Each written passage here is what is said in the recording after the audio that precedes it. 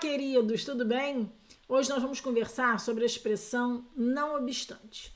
Uma ex-aluna muito querida me mandou uma pergunta sobre o verbo que a gente deve usar com a expressão não obstante. Se ele deve ficar no infinitivo, se ele deve ficar no indicativo ou no subjuntivo. E ela perguntava ainda sobre a existência ou não da expressão inobstante. Bom, em primeiro lugar, é importante saber que obstante é aquilo que se coloca como obstáculo, como impedimento. Não obstante, né, por consequência, vai ser aquilo que não se faz um obstáculo, que não se faz um impedimento, certo?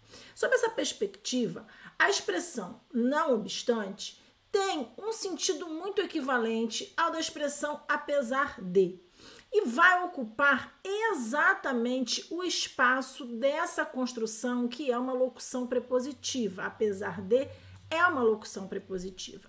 Vejam que quando nós usamos apesar de, nós podemos introduzir uma expressão que não tem verbo. Eu posso dizer, apesar da chuva, eu vou sair.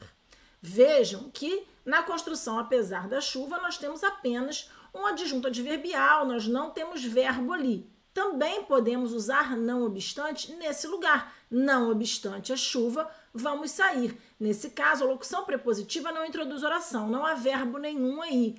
Agora, quando uma locução prepositiva introduz oração, o verbo dessa oração tende a ficar no infinitivo. Percebam, eu diria, apesar de a chuva estar forte, estar no infinitivo, vamos sair. Portanto, não obstante a chuva estar forte, vamos sair. Então, se a expressão não obstante introduz um adjunto, não vai haver verbo. Ótimo. Se ela introduz uma oração, como ela tem um caráter de locução prepositiva, a oração que ela introduz vai ser uma oração reduzida. E o verbo vai aparecer classicamente no infinitivo. É bem verdade que a expressão não obstante, além de significar apesar de, também tem um sentido de apesar disso. E quando não obstante tem o sentido de apesar disso, ela pode aparecer em orações coordenadas. Então eu vou dizer, não é, que estava chovendo, não obstante eu sair. Ó, esse não é apesar de eu sair, esse é apesar disso eu sair. Vejam que nesse caso o verbo da oração que tem o não obstante aparecerá no modo indicativo. Por quê? Porque é uma oração coordenada. Porque eu digo, a chuva está forte, não obstante eu saí. Vejam, não obstante eu saí é uma oração independente. Apesar disso, eu saí.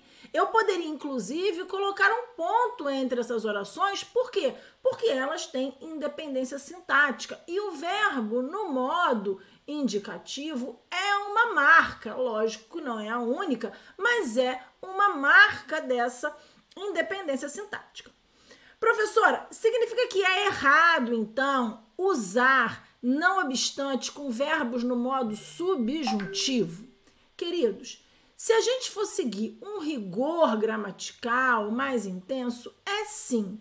A gente não tem, na norma, respaldo para usar não obstante com verbo no modo subjuntivo, certo? Por quê? Porque se ele significa apesar de, que é o seu significado mais original, o verbo vai ficar no infinitivo, porque a gente está diante de uma oração reduzida. E se ele significa apesar disso, ele vai ligar orações de caráter coordenado. E aí, nas orações coordenadas, o verbo fica no modo indicativo, não fica no modo subjuntivo. Entendem? Agora, sobre a outra dúvida da minha aluna, se a palavra inobstante existe ou não existe, a palavra inobstante anda por aí, não é? A gente encontra essa palavra normalmente no ambiente jurídico.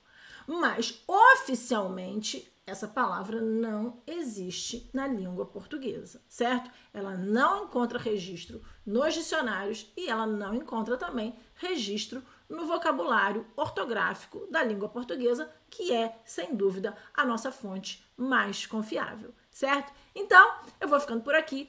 Eu espero muito sinceramente que o meu conteúdo tenha sido útil para vocês e eu agradeço por você ter ficado comigo até o fim deste vídeo.